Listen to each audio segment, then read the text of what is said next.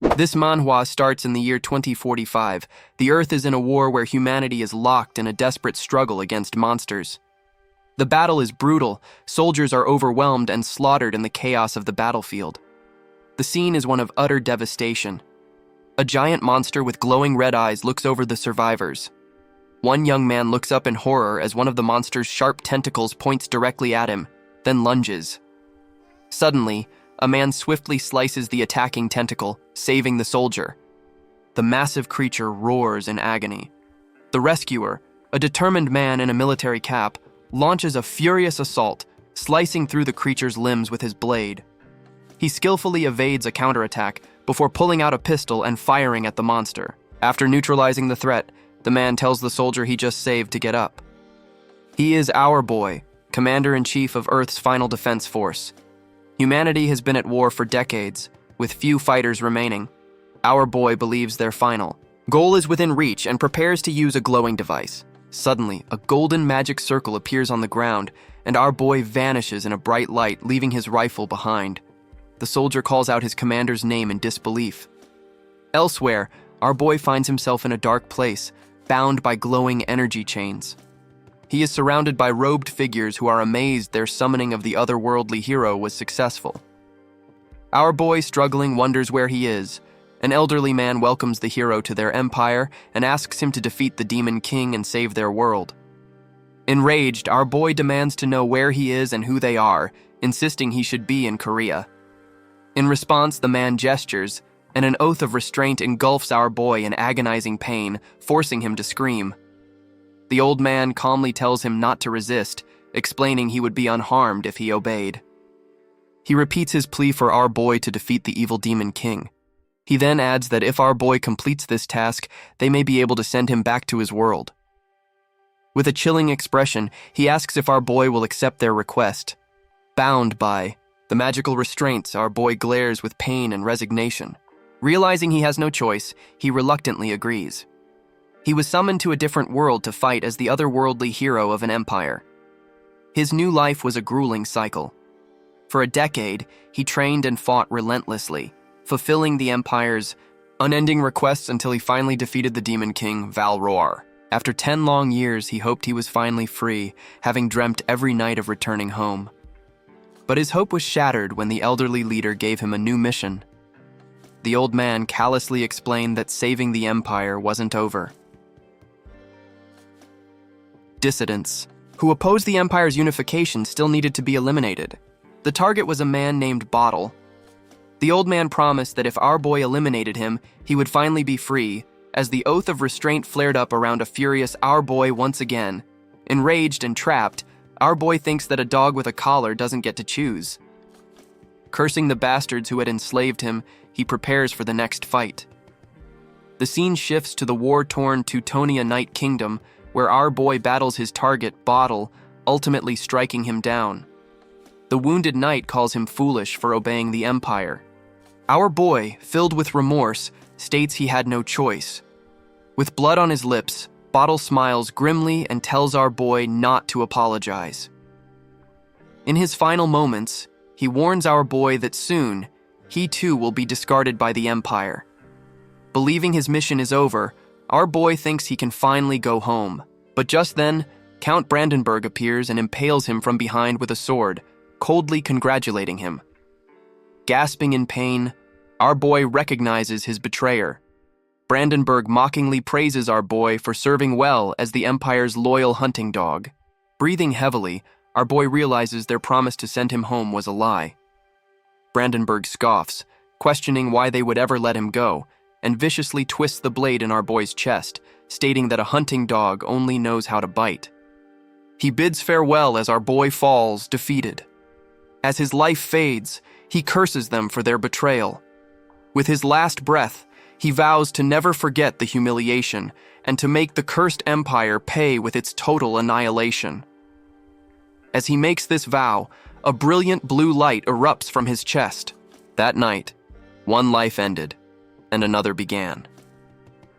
He awakens as a newborn baby, held by a beautiful woman who tells him she is his mother. Behind her stands a man with long, dark hair. The reincarnated our boy feels a familiarity. He realizes the man is Duke Saxon, the greatest necromancer on the continent.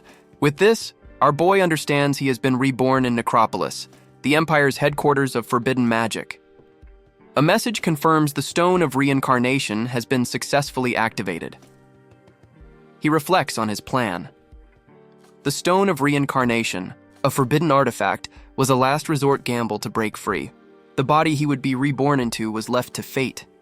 He marvels at his luck, realizing he is now the firstborn of the Saxon ducal family, one of the Empire's most elite noble houses. Internally, he smiles, thinking he has been born with a golden spoon in his mouth. This fuels his thirst for vengeance. He vows that once he grows up and masters necromancy, he will wipe out every last one of the Empire's bastards who betrayed him. His new parents, however, grow concerned because he isn't crying. The Duchess, holding him, worriedly asks that the nanny finds it strange but assures them his breathing is stable. Duke Saxon voices his concern that a tearless child might be an ill omen. The nanny dismisses his fears but then suggests that if they wish for him to cry, they can simply strike his bottom. Without hesitation, the nanny slaps the baby's rear, infuriating our boy, who stubbornly refuses to cry. His parents watch, amused, with the Duchess commenting that their son must have inherited the Duke's strong will. The Duchess then takes the baby, saying she will try. His new mother holds him and raises her hand, but instead of another slap, he feels the gentle warmth of a soft hand patting him. The simple, warm touch strikes a deep chord. A flood of memories from his brutal past life washes over him, a life of endless fighting and constant pain. He wonders when he had last felt such genuine warmth. The soft, trembling hand of his new mother radiates an unconditional love he hadn't experienced in years. This overwhelming emotion proves too much. Our boy, who hadn't shed a tear since he was a child, feels his composure break. As his parents look on in astonishment, he lets out a loud, wailing cry, finally sounding like the newborn he now is. 8 years have passed since our boy was reborn as Dale Saxon. His parents, Duke Alan Saxon and the Duchess, reflect on how quickly time has flown. The Duchess remarks that Dale has been inseparable from his book since he was 4. The Duke smiles, and she lovingly suggests Dale's studious nature comes from him. The Duke agrees, noting their son's interest in magic. The Duchess grows serious, reminding him of his promise to never teach Dale necromancy. Meanwhile, in the Grand Library, young Dale, our boy's vessel, is engrossed in his studies. In the bedroom, the Duchess is relieved Alan remembers his promise. He assures her he does, and mentions a special gift for Dale's birthday tomorrow. Suddenly, a frantic knocking shatters the calm. A panicked maid bursts in, exclaiming something has happened to Dale. His parents rush down the hall, calling his name in terror. They find Dale in the study, collapsed and enveloped in a surge of blue mana. The Duchess cries out, frantically checking if he's hurt. Dale, dazed, tells her he is fine. Duke Saxon, however, stands back, grim. He is astonished his son can already release such potent mana. Ignoring his wife's pleas, Dale tries to pull away as his father approaches. The Duke towers over his son, asking if he just released mana from his body. Internally, our boy panics, realizing his mistake in revealing his power so early. To his surprise, his father's stern expression melts into a proud smile. "As expected of my son," he says, patting Dale's head. He adds that it's a shame he cannot teach Dale necromancy himself. This throws Dale into a new panic. If the continent's greatest necromancer won't teach him, he wonders how he will enact his revenge. His mother gently pats his head, telling him to go to his room. As Dale walks away, he overhears his father refer to his mother as Elena, and say he has just thought of the perfect gift for Dale. Shortly after, Dale's 8th birthday banquet is in full swing, with nobles of the Noir dukedom gathered to celebrate. Dale sits alone on the second floor, looking down at the noisy crowd with a weary expression, overwhelmed by the attention. He reflects that it feels awkward to be treated so warmly after a life of being used. His mind drifts back to the incident 2 days ago when his mana went wild. He now understands it was triggered by reading a book titled The Life of the Hero from Another World, and reminiscing about his own past caused his power to surge. He thinks it would be a waste to give up on necromancy, which he needs for revenge. He racks his brain trying to figure out how to convince his father to teach him. He remembers his father mentioning a gift, but dismisses asking for lessons as too difficult. His thoughts are interrupted by his mother, Elena, who comes to find him. She approaches with a mysterious hooded figure, smiles warmly, and wishes him a happy birthday. Dale asks who the person behind her is. The figure pulls back their hood, revealing an elf-like woman with striking blue hair and a gentle smile. Elena introduces the woman as Sophia, an elder of the Blue Magic Tower and a water attribute magic. To Dale's shock, his mother announces that Sophia will be his new teacher. Sophia bows her head, and Elena gives her son a wink. Dale is stunned, realizing his gift is a master from the Blue Magic Tower. This means he'll be learning water magic, a defensive discipline, not the destructive power he seeks. The move makes it clear how strongly his mother opposes him learning dark magic. Sophia asks to speak with Dale privately, and he agrees. They walk along a snowy path outside. Sophia gets straight to the point, confirming she was instructed to only teach him water magic. She shrewdly asks if he is disappointed, stating she believes he wants to learn something else. Dale is taken aback, wondering how she could know his true desire. Sophia smiles, explaining it's natural he would want to learn his father's signature art, necromancy. She then reveals that the conditions surrounding his father's marriage are known throughout the Empire, hinting that this is why his father cannot teach him. Sophia explains the history behind the Duke's promise. When Duke Alan Saxon courted Lady Elena, she was fearful of his dark reputation. To win her heart, he vowed to never pass his dark arts to their children. She recalls their wedding, where the elders of the Noir Magic Tower wore white to symbolize this binding promise. Because of this, Sophia tells Dale that learning dark magic immediately will be difficult. However, she offers hope, promising to find a way to persuade Lady Elena eventually. With a mysterious smile, she asks if he is willing to follow her guidance. Dale is cautious and questions her motives, pointing out that as an elf, she should find necromancy distasteful. Sophia finds his question amusing. She challenges his perspective by bringing up priests who use divine power to bring the dying back to life. She asks if he considers that the will of nature, showing him a vision of a holy resurrection. To her, there is no difference. Necromancy and resurrection are two sides of the same coin. This open-minded response impresses Dale. He realizes Sophia is not like the usual elves and thinks she might be a good master. With that settled, Sophia announces it is time for their first lesson.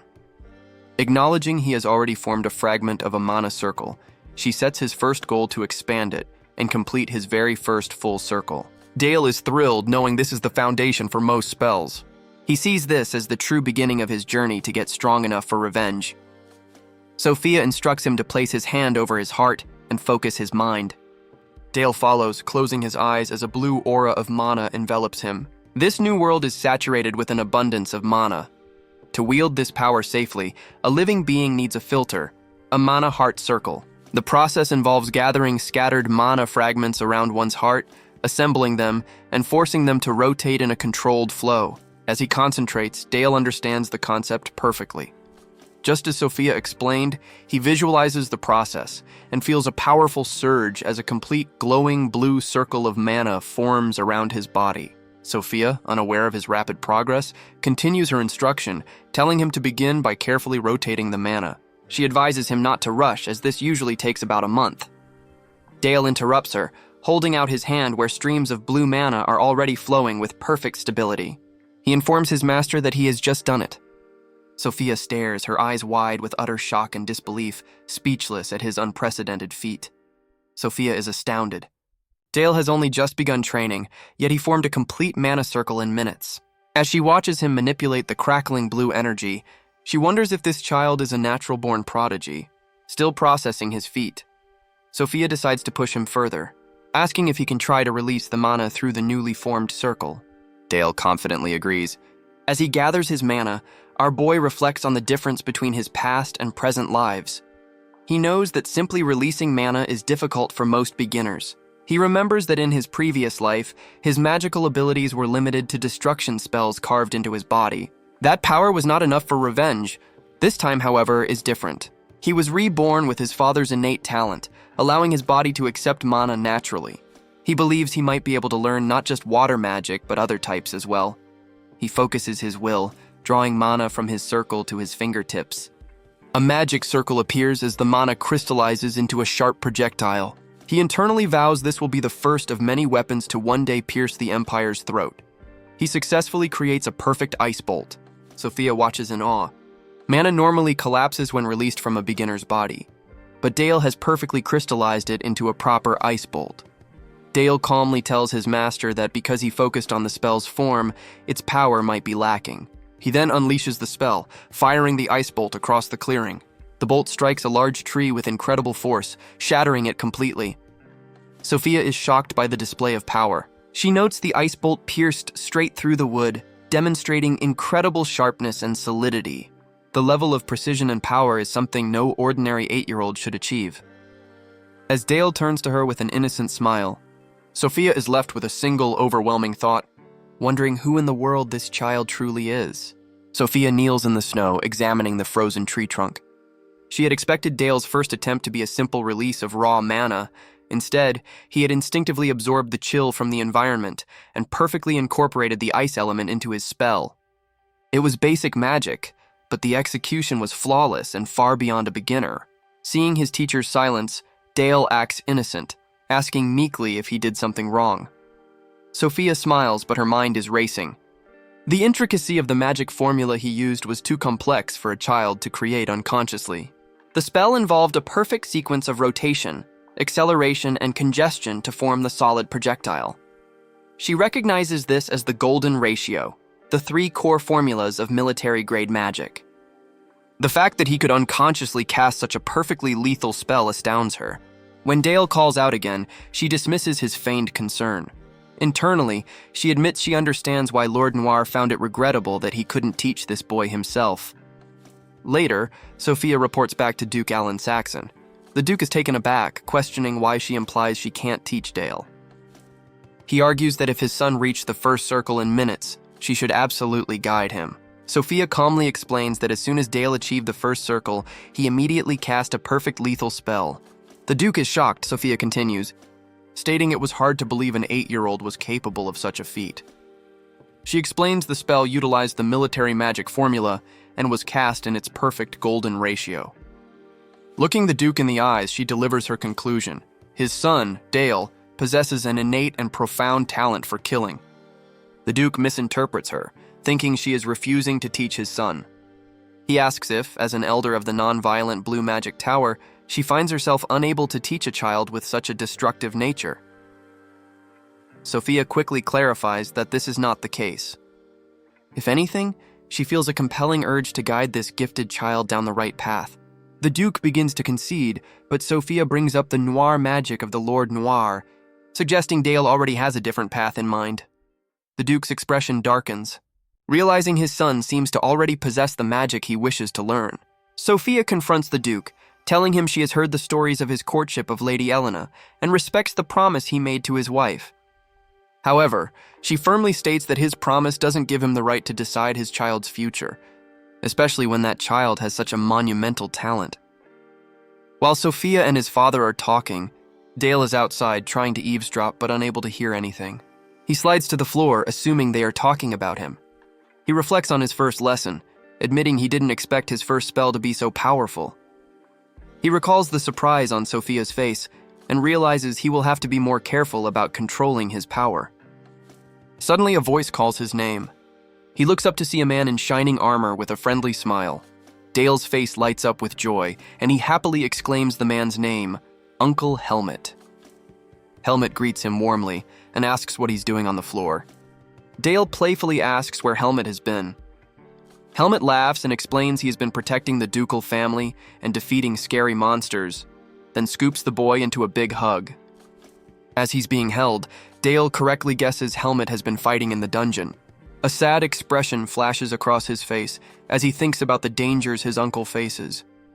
In this world, dungeons and monsters are grave threats. Knights of each domain dedicate themselves to clearing dungeons. The situation in the Duchy of Saxon is several times more severe than in any other territory. The reason is tied to our boy's past life.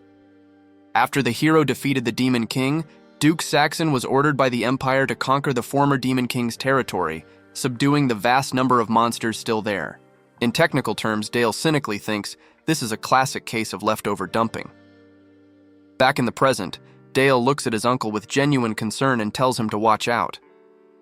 Helmet is touched, asking if the young lord is worried. Dale simply replies that Helmet seems to be in good health. Just then, Duke Alan Saxon emerges from the study. Helmet immediately kneels in greeting. The Duke acknowledges the knight and thanks him for his hard work. At that moment, Duchess Elena arrives, surprising Dale. Her face lights up with a bright smile as she calls out her son's name. She rushes to Dale, excitedly telling him she heard he reached the first circle and is incredibly proud. She kneels to his level, and he affectionately rubs his cheek against hers. His father also congratulates him and, feeling generous, tells Dale that if he would like a reward, he should tell him. This puts Dale on the spot. He desperately wants to ask his father to teach him necromancy, but worries that would raise suspicion. He quickly tries to think of what a normal, innocent child would wish for. With a flash of inspiration, he blurts out with childish glee that he wants a little sister. The unexpected request leaves both his parents stunned and blushing furiously. After an awkward moment, the Duke stammers that they will try their best. In the background, Helmet and another knight struggle to hold back their laughter. Later that night, Dale lies in his bed, exhausted from the day. He yawns, thinking how tiring it is to act so childish. He feels a deep fatigue from using magic for the first time in his young body and begins to drift off. Suddenly, his rest is shattered as he is plunged into a horrifying nightmare. He finds himself back in his past life, reliving his betrayal. The spectral image of Count Brandenburg appears, his voice dripping with malice. Brandenburg viciously taunts him, calling him sly and asking if he has grown soft. He mocks him for his new life, asking if being so comfortable has made him forget his vow of revenge. Brandenburg's menacing face looms over him, delivering a chilling threat. The Empire will find him. They will never stop searching until they hunt him down and erase every trace of his existence. The sheer terror of the nightmare rips Dale from his sleep. He wakes with a gasp, bolting upright as a powerful surge of uncontrolled mana erupts from his chest. Dale groans in agony, clutching his chest as the blue mana surges violently. He feels immense, painful pressure, as if his heart is about to explode. He recognizes this as a mana rampage, a dangerous state where a mage loses control of their power.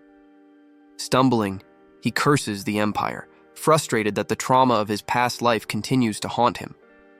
Hoping the cold night air might help, Dale runs outside. However, the change of scenery only makes things worse. The mana rampage intensifies and he gasps for breath. Just as he feels he is about to lose consciousness, a calm voice observes that he seems to be in a tough spot. Startled, Dale looks up to see his teacher, Sophia. Sophia calmly acknowledges the mana rampage, remarking on his incredible talent. However, she also admits she cannot help but feel a profound sense of danger from his magic. She walks towards him and places her hand gently on his chest. As she channels her own calming mana into him, she thinks that if the deep-seated malice she senses within his magic takes over, the change in him will be irreversible. Under her steadying influence, the violent energy subsides, leaving a small, stable orb of mana in Dale's hands. He looks down, relieved. Sophia then calls his name, her expression serious. She gives him a stark assessment of his abilities, telling him his talent is not for creation or healing, but for taking the lives of others. It is, she states, a very dangerous talent. She then presents him with a thick, dark book marked with a pentagram. She explains that his dangerous nature is why she finds it fortunate that she will be the one to teach him, before handing the tome to him. Dale is stunned. As he holds the book, dark energy swirls from its pages, and he instantly recognizes it as a magic tome on necromancy. Sophia smiles gently, suggesting that perhaps it was fate that she would be with him. In a soft voice, she wishes him a happy birthday once more. Overwhelmed by her unexpected acceptance and the profound gift, Dale impulsively rushes forward and wraps his arms around her waist in a tight hug. Her expression softens, and she gently pats his back, teasingly calling him a needy one. A few days later, Sophia takes Dale out to the snowy plains for his next lesson. She tells him his target for the day will be rabbits. Dale seems surprised, but Sophia confirms it, instructing him to recall hunting with his father and to channel that focus into his magic. Dale agrees, forming a magic circle. He spots a white rabbit, and with intense concentration, launches a sharp ice projectile at it. The spell hits its mark with lethal force, tearing the rabbit apart. Sophia watches with a clinical expression, noting that despite taking a life, Dale's hands do not waver. There is no hesitation or remorse in his actions. She calls out to him and begins a new lesson, explaining that even when casting the same spell, its form varies from one mage to another. She asks if he knows why. Dale honestly admits he does not. Sophia smiles and reveals the reason. Magic is a mirror that reflects their mind. It is a materialization of what lies in their heart, brought forth through mana. She demonstrates her own gentle water magic, concluding that magic reveals the landscape of one's inner self. Dale listens silently, a bead of sweat on his temple as he processes her words. Sophia explains that spell names like Firewall are just stepping stones to help a mage solidify a mental image. The magic taught in the Great Magic Towers follows this principle. She uses different towers as examples. The Red Magic Tower's fire magic is aggressive and destructive, while her own Blue Magic Tower's water magic is fluid and adaptable. Each tower's philosophy is projected into the form their magic takes. She adds that there are also the Noir, White, and Green Magic Towers, each with its own distinct philosophy. After her explanation, she smiles, then decides this philosophical discussion is still too early for her young student. Having provided a corpse, Sophia moves on to Dale's first necromancy lesson. The most basic dark art is raising a zombie. Dale reaches out, and dark, shadowy mana flows from him towards the dead rabbit. He skillfully attaches mana strings to the rabbit's key motor functions, the head, spine, and knees, and forces the dead creature to its feet. The reanimated rabbit's eyes glow red, a sign of his success. Sophia, impressed, praises him. She asks if he is ready for the next step, and he confidently agrees. His new task is to apply a defensive spell, Frozen Armor, to his new undead minion. He concentrates, his blue mana crackling around him, then unleashes a surge of ice magic, causing jagged ice shards to form around the zombie rabbit. In moments, the creature is encased in formidable crystalline armor. Sophia assesses his work, noting his execution is decent and the form is proper. To test his creation, she announces she will test its defense. She creates a powerful ice bolt of her own and fires it at the armored zombie. The bolt strikes with tremendous force, but the frozen armor holds, shattering at the impact point but protecting the creature within. Dale's face breaks into a joyous smile, exclaiming that he successfully blocked his master's attack. Sophia gives him a nod of approval, commending him for his excellent work. Seeing his eager look, Sophia asks if there is something he wants. Dale's enthusiasm bubbles over, and with a determined expression, he makes an unexpected request. He asks his master to not only teach him the dark arts, but to also properly instruct him on how he can better utilize his water attribute magic as well. To Dale's hopeful request, Sophia responds with a faint, unreadable smile before delivering a single crushing word. No. Dale is left completely speechless and shocked by her blunt refusal. Sophia explains her reasoning. She points out that the spell he performed was still a basic form of water magic. The water attribute demands deeper insight and a higher level of understanding as a mage's skills develop. She reminds him that for most beginners, mastering even one type of magic is incredibly difficult. To handle two different types simultaneously is the mark of a rare dual mage, a feat she considers nearly impossible for a child his age. From her professional point of view, his request seems like excessive and unrealistic ambition. Dale feigns shock, questioning her use of the word ambition. He then adopts a wounded expression, reminding her that she had promised they would find their path forward together. He subtly implies that by refusing, she is already going back on her word. The clever, guilt-inducing tactic hits its mark. Sophia becomes visibly flustered and, unable to counter his emotional appeal, abruptly declares that the day's lesson is over. That night, Dale is not deterred. He retreats to the massive study with a heavy stack of books.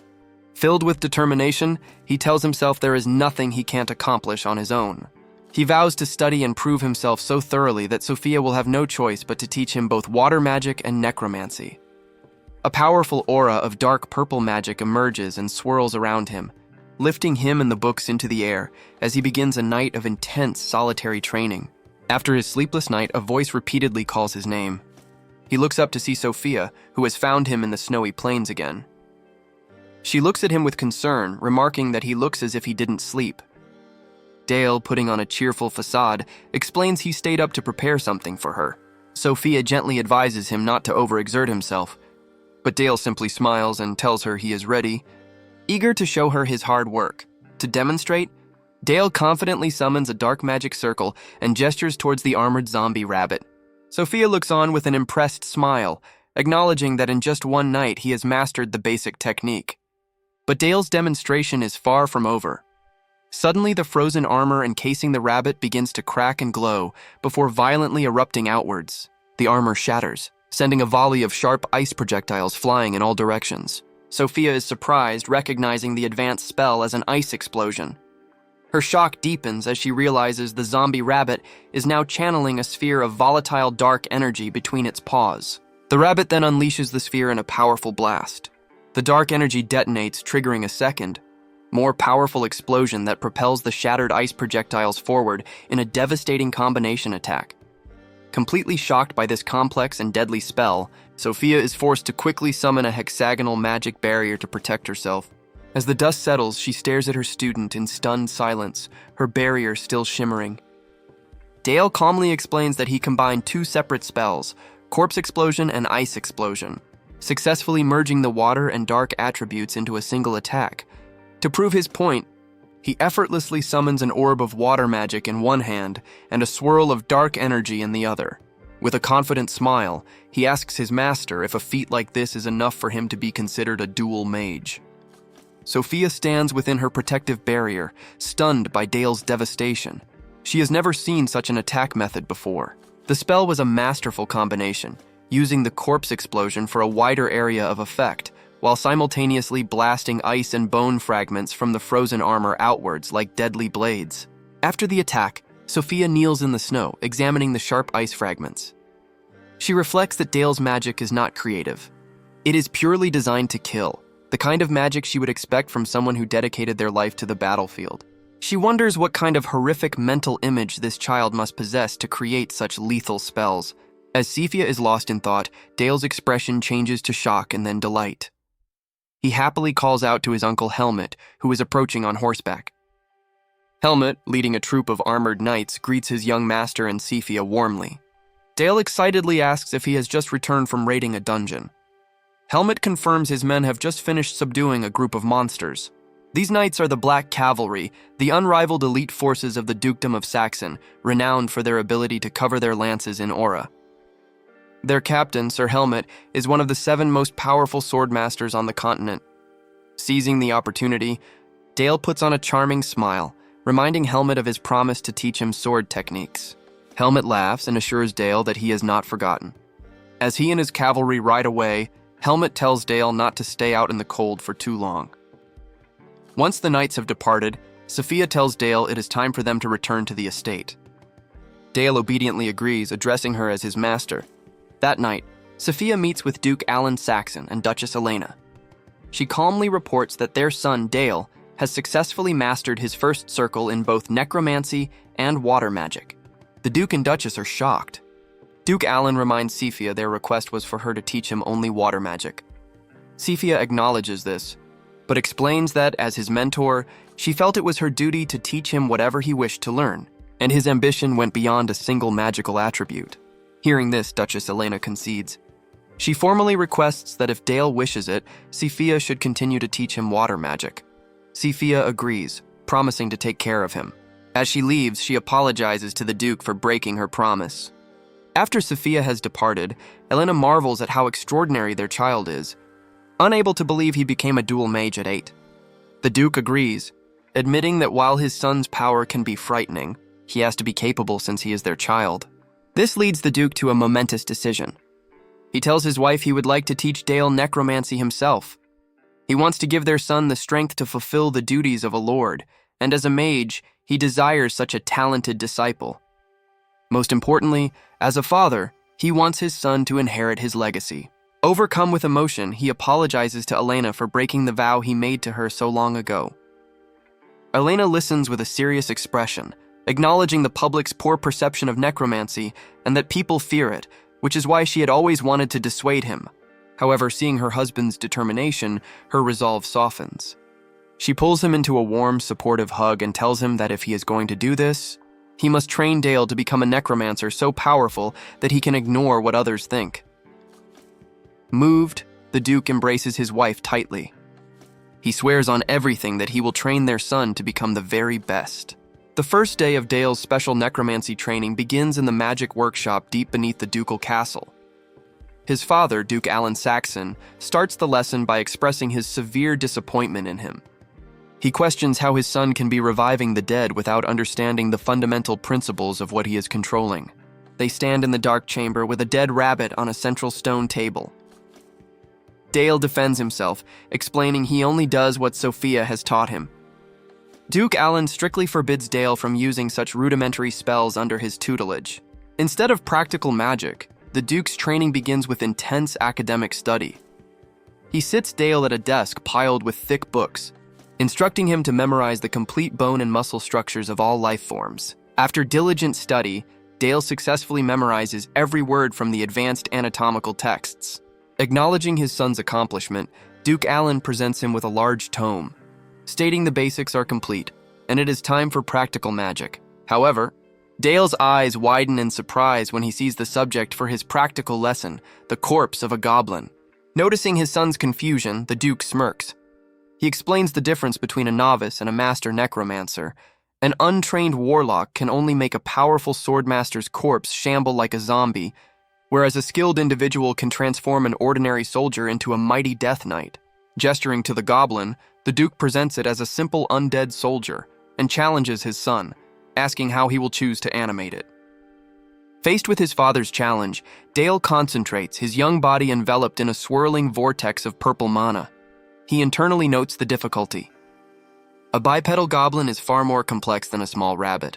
With a burst of energy, he shoots a purple mana string into the goblin's corpse, beginning the reanimation.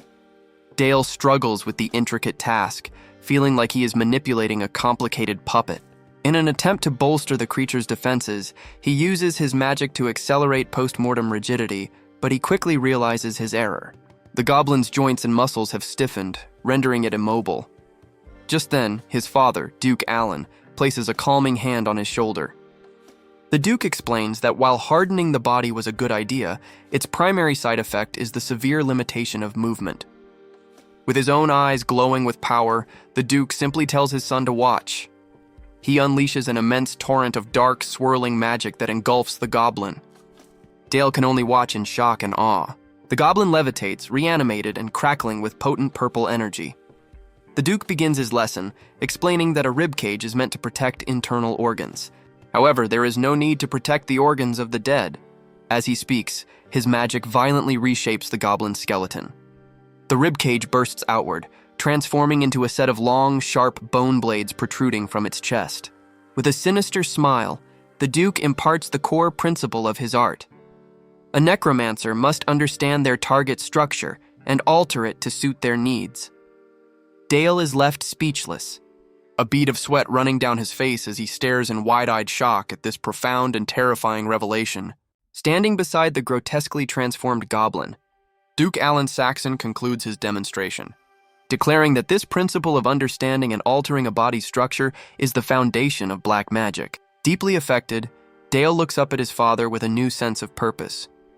He asks his father to teach him the core philosophy, the mindset of the Noir Magic Tower. A pleased smile spreads across the Duke's face, satisfied with his son's insightful request. He asks Dale if it is the truth that he seeks.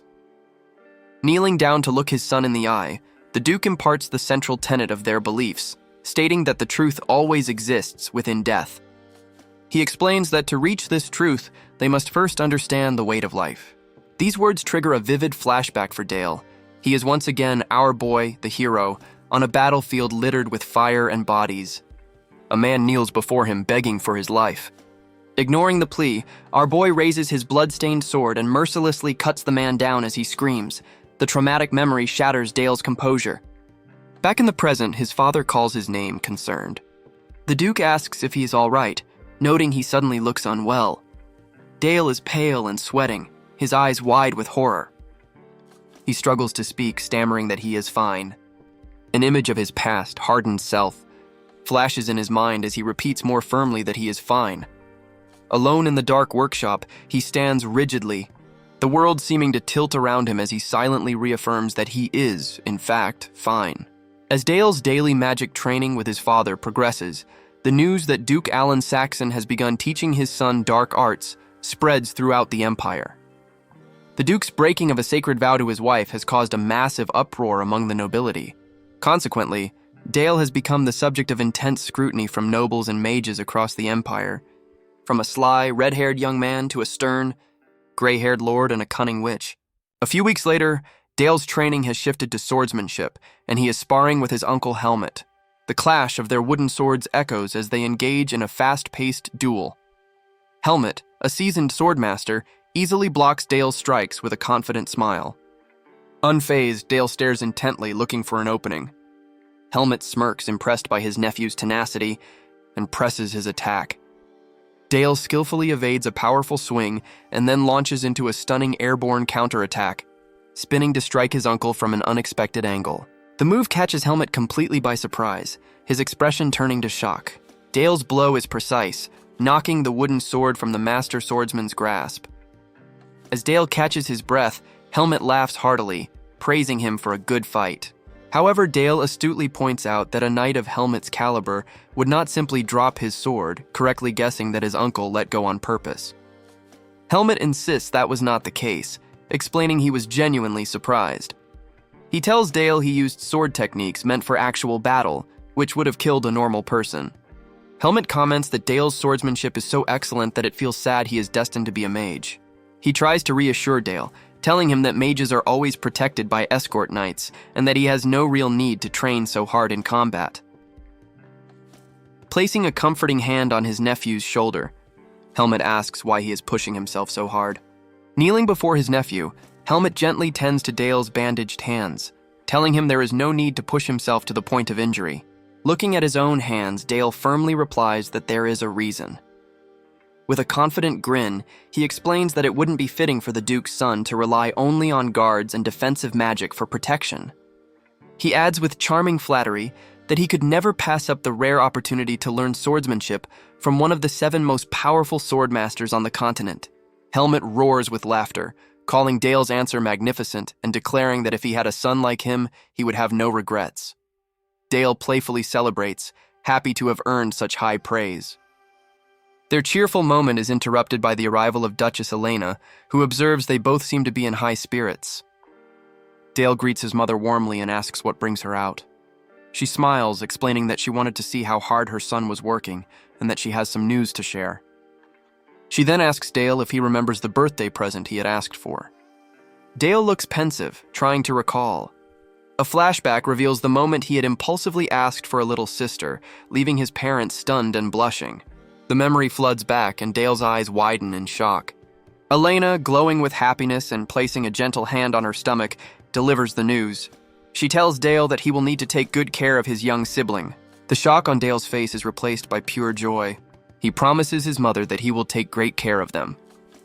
10 months later, in a lavishly decorated bedroom, the Saxon family gathers around the newest member. Dale is completely captivated by his baby sister, leaning over the bed to get a closer look as his parents watch. Duchess Elena teases him, asking if he finds the baby that fascinating, and Dale agrees. He gently touches the baby's cheek, marveling that it still feels unreal that she is his sister. He is completely smitten, thinking how incredibly cute she is. Seeing his son's adoration, Duke Alan asks if he would like to hold her. Dale is completely flustered. His mother encourages him as she gently places the swaddled baby into his arms. Dale finds that holding her isn't as difficult as he had imagined. The Duke asks what he thinks, commenting that the baby looks just like him. Elena adds that it's strange how the baby cries every time she holds her, but not once with Dale, remarking that she seems quite happy in his arms. Dale looks down at his sister with a gentle, fond expression. His father then asks him how he feels now. Dale's expression suddenly turns serious. He tells his father that while she is as light as a feather, she also feels incredibly heavy. A knowing smile graces the Duke's face as he tells his son that what he is feeling is the weight of life. He places a hand on Dale's shoulder, instructing him to never forget that feeling. Just then, Elena cheerfully interrupts, reminding Dale that it's time for his lesson and that Cephia is surely waiting. The scene shifts to a snowy forest where Cephia stands waiting for her student. She informs Dale that their lesson for the day will be real combat practice. Dale, looking a bit nervous, asks if he can really fight her seriously. Cephia encourages him to come at her with his full strength. Accepting the challenge, Dale summons a glowing blue magic circle. Cephia, surrounded by crackling water magic, says she is eager to see how much he has improved. Dale immediately launches an attack, firing 2 large, sharp ice projectiles at her. However, Cephia effortlessly destroys the first projectile, dismissing it as too slow, and then casually deflects the second, holding a shard of his shattered spell. She looks at him with a sly, challenging smile and scolds him, questioning how a student could dare to go easy on his master. Dale is left speechless, realizing he has been completely seen through. Speechless, Dale looks on with a determined expression. Cephia warns him to put up a barrier quickly before launching a powerful blast of water magic at him. Dale's eyes widen in panic as the attack rushes toward him. The magical energy impacts with tremendous force. Dale manages to block the attack at the last second, examining the shattered ice gauntlet that formed around his arm. He thinks to himself that if he hadn't blocked that, he would have been seriously hurt. Cephia, with a calm, impressed smile, commends him for forming an ice armor in such a short moment. As the ice armor crumbles away, Dale stands his ground, ready for the next exchange. Cephia encourages him to come at her again. In response, Dale places his hands on the snowy ground, focusing his magic. He channels his mana and summons a massive, glittering wall of solid ice that erupts from the ground between them. Cephia is taken aback by the sudden appearance of the immense structure, questioning why he would cast an ice wall in the middle of a battle. She notes that by enhancing the mana structure, he has dramatically increased the ice's density, making it incredibly strong. She reaches out to touch the wall, wondering why he would cast a defensive spell now, speculating that he might need a break. However, she suddenly senses something is wrong with the mana flowing through the ice. Looking closer, she sees the wall is constructed with a hexagonal mana barrier and recognizes it as a frost explosion and fragmentation formula. From behind the wall, Dale, with intense concentration, gives a single command. He tells the wall to detonate. The entire structure explodes in a blinding flash of blue light. Cephia is caught completely off guard, her face a mask of pure shock as the blast engulfs her. As the dust settles, Dale stands amidst the wreckage, triumphant. He recounts the complex spell he just used. He condensed an ice wall, strengthening the molecules before compressing them, effectively turning it into a powerful grenade. He thinks it would have been difficult for his master to avoid. However, as the mist clears, his confidence turns to fear. He sees a figure that appears to be Cephia, frozen solid. He calls her name in panic, but the real Cephia appears beside the ice statue, asking if he called. Dale is startled, realizing the frozen figure was an illusion. Cephia dispels the decoy and praises Dale's technique. She touches a small cut on her cheek, marveling that a first circle mage could wound an elder of the magic tower. Dale becomes apologetic, insisting he never meant to hurt her. To his surprise, Cephia tells him she is grateful for the wound. She explains it means he trusted her enough to use his full strength, and as his master, that makes her incredibly proud. She affectionately ruffles his hair, asking how he came up with such a spell. Dale, beaming, replies it was all thanks to what she had taught him. Cephia looks at him with a warm smile. Later, Cephia reports to Duke Alan Saxon. He immediately notices the wound on her cheek. Cephia explains she was careless while teaching Dale, admitting his spell was extraordinarily sharp. The Duke looks concerned, telling Cephia he is indebted to her. Cephia dismisses his concern, stating that teaching a talented student like him is a joy. The Duke then says he has one more request. His expression turns serious. He informs her they have received reports of orcs crossing the mountain range into their territory. While it's a minor threat, he reveals his true intention. He plans to send Dale into this battle. The news shocks Cephia, who immediately protests that Dale is not ready for real combat. Duke Alan Saxon dismisses Cephia's concerns, explaining Dale will not be on the front lines. A powerful dark aura flares around him as he declares that defending the territory is House Saxon's sworn duty, and as the heir, Dale must accept that responsibility. Seeing his resolve, Sephia asks what he needs her to do. The Duke's demeanor softens. He reveals his plan. He will entrust Dale with a powerful artifact from their family's collection and requests that Sephia guide his son until he learns to control its immense power. Artifacts are objects imbued with incredible power and a will of their own. They require a payment of either the wielder's mana or life force. The stronger an artifact, the more dangerous it becomes, and wielding one can be fatal. The scene shifts to Dale, his father, and Sephia walking down a grand corridor. The Duke states that House Saxon has long since mastered handling such powerful items as they arrive at the family's artifact vault. He turns to his son, officially informing him that as the heir, he must prepare for battle. Dale is initially shocked, but his surprise quickly turns to excitement. Before they enter, the Duke adds a condition.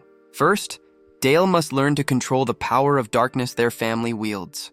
He opens the doors, revealing a vast chamber filled with countless artifacts. Dale is left in awe. The Duke presents the Demon King artifacts, which their ancestors have managed since conquering the Demon King's domain. He warns his son to never compare them to ordinary artifacts, and Dale can feel the intense mana radiating from every item. The Duke confirms they are all extremely dangerous, and strictly warns Dale not to touch anything until he learns to control them. However, as he gives this warning, he and Sephia realize Dale is no longer with them. The Duke turns in a panic, only to see that his son has already wandered off into the vault, asking exasperatedly where he could have gone. A moment before, Dale is already wandering through the vault, searching for a suitable item. The sentient dark artifacts call out to him. A shield offers to help him kill his enemies, while rings and trinkets promise to help him reach new heights of power. Dale pauses, feeling the artifacts resonating with the resentment from his past life. With a confident smile, he dismisses them. This level of power isn't enough. He needs something far stronger for his revenge. He then notices a dark hooded cloak draped over a display case. He recognizes it as a shadow cloak, a top-grade artifact used by Duke Berta of the Demon King's army. It has the terrifying ability to give form to shadows, making its wielder a difficult opponent. Without a thought, Dale decides to try it on. Just as he slips it over his shoulders, his father and Sephia find him, shouting his name in alarm, but it is too late. Dark tendrils erupt from the cloak, wrapping around Dale. He is pulled into a dark void where a powerful voice echoes, repeatedly crying out that it is hungry. This is no ordinary shadow. Its previous wielder can command darkness as a living entity. To control it, the new host has to force the shadow creature within into complete submission. Realizing this, Dale faces the challenge with a determined smirk. In response, a monstrous creature of pure darkness descends upon him to begin the trial of wills. As the monstrous shadow creature descends, Dale focuses his will. Outside the void, Duke Allen and Sephia watch as the shadow cloak envelops Dale completely, forming a massive sphere of pure darkness. Time passes and the Duke's concern grows. He explains to Sephia that if the trial continues, Dale will lose his sanity and be devoured by the shadow creature. Alarmed, Sephia asks what they can do. The Duke declares they will have to pull Dale out by force. However, just as he is about to intervene, the dark sphere pulses violently. With an explosive burst, the shadows dissipate, revealing Dale standing in the center, unharmed, now wearing the artifact cloak. He calmly emerges from the darkness and answers his father's call. Sephia rushes to his side, anxiously asking if he is all right. Dale reassures her he is fine, adding with a cheerful grin that the ordeal has only stung a little. His casual demeanor leaves Sephia stunned. She can't comprehend how he can be so unscathed. She wonders how a child can endure the mental pressure of taming such a malevolent artifact. Having conquered his first Demon King artifact, Dale turns to his father. With a bright, innocent expression, he asks if he can try on the other artifacts as well. The absurd request leaves both the Duke and Sephia speechless. After a long sigh, the Duke reluctantly gives his permission. Overjoyed, Dale thanks him and dashes off to continue his exploration, a process that will take him all day and night. A few days later, on the ducal family's training grounds, Helmut looks at his nephew with a shocked and worried expression, asking if the infamous artifact Dale is wearing is truly the shadow cloak. Dale cheerfully confirms that it is. Still concerned, Helmut reminds him that the artifact is said to be incredibly difficult to control. Dale casually dismisses his uncle's worries, explaining that aside from a slight prickling sensation, there is nothing wrong. Dale then offers a fanciful explanation, suggesting that perhaps the cloak has just been lonely. To demonstrate, a small, toothy shadow creature emerges from the darkness at his feet. Dale claims that the cloak clings to him, perhaps just wanting to be friends. Helmet bursts into laughter at the absurd notion, telling his nephew he is far too kind-hearted. As he laughs, the shadow creature seems to let out an indignant scream. With a proud smile, Dale thanks his uncle for the compliment, then nonchalantly steps on the shadow creature's head. Having settled the matter, Dale tells his uncle he has a request, a real sparring match as combat practice, a proposal that surprises Helmet. The Swordmaster's surprise quickly turns into delighted excitement. He eagerly agrees, his body surging with a powerful blue aura. Faced with the immense aura of one of the continent's 7 Swordmasters, Dale feels a wave of pressure. Helmet, noticing his apprehension, offers a reassuring smile and promises to face him using only basic swordsmanship with no aura involved. Dale's expression hardens. He internally questions if his uncle truly means to go easy on him, knowing a knight's creed is to always fight sincerely. However, he has a hidden agenda. As shadows emerge from the ground, he reveals his true goal. The spar is a chance to practice using the shadow cloak in real combat. The power of the weapons he can form from its shadow creatures will determine the artifact's true worth, making this battle a necessary test. With his plan set, Dale unleashes his first attack, a shadow blade rush sending a volley of sharp, dark projectiles toward his uncle. In response, Helmet simply swings his massive sword in a single powerful arc, shattering the attack with pure strength. Dale can only watch, stunned and in awe of his uncle's incredible power. Realizing he destroyed the magical strike with physical prowess alone, impressed, Helmet lets out a booming laugh, praising the excellent strike. He then announces it is his turn and rushes forward with incredible speed. Dale skillfully evades his uncle's first swing and immediately counters, manipulating the shadows from his cloak to surround Helmet. A barrage of sharp shadow spikes erupts from the ground, aiming to trap the Swordmaster. Helmet, however, is unfazed. He finds the surprise attack fascinating and simply grips one of the spikes with his gauntlet, stopping it with ease. Dale is shocked by his uncle's raw strength. Helmet then leaps high, bringing his massive sword down in a devastating overhead swing. Dale is forced to create a shadow shield to block the powerful blow. The impact is immense, sending Dale skidding backward and cracking the training ground. Helmet lands, shocked that his nephew blocked an attack that could break ordinary swords in two. Dale, in turn, realizes the vast difference in power between a regular weapon and the artifact he now wields. Fired up, Helmet calls for 10 more exchanges, and the two clash once again. Watching from the sidelines, the other knights murmur in disbelief. They note that none among them had ever lasted more than 2 exchanges against their captain, Helmet.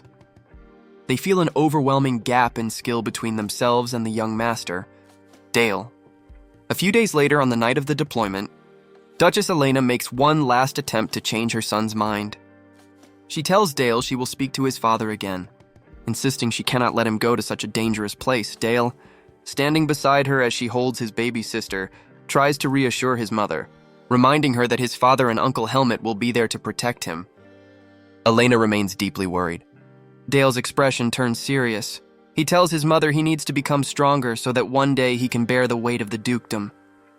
He gently pats his sleeping sister, explaining that when that time comes, he will need the strength to protect her, their mother, and their father. He concludes that is why he needs this experience now. Looking up at his mother with earnest eyes, Dale implores her to allow him to become strong enough to protect her. Moved, Elena's worried expression softens into a loving smile. She relents, agreeing to let him go. With her blessing, she tells her son to go forth. Dale mounts his horse and promises his mother he will be back soon. At dawn, at a temporary military base, the troops are assembled. Helmet reports to Duke Alan Saxon that the soldiers are prepared. The Duke acknowledges the report and then turns to his son, surprising Dale by telling him to give the order to march in his stead. He explains that their proud Black Cavalry Corps will one day be Dale's to command.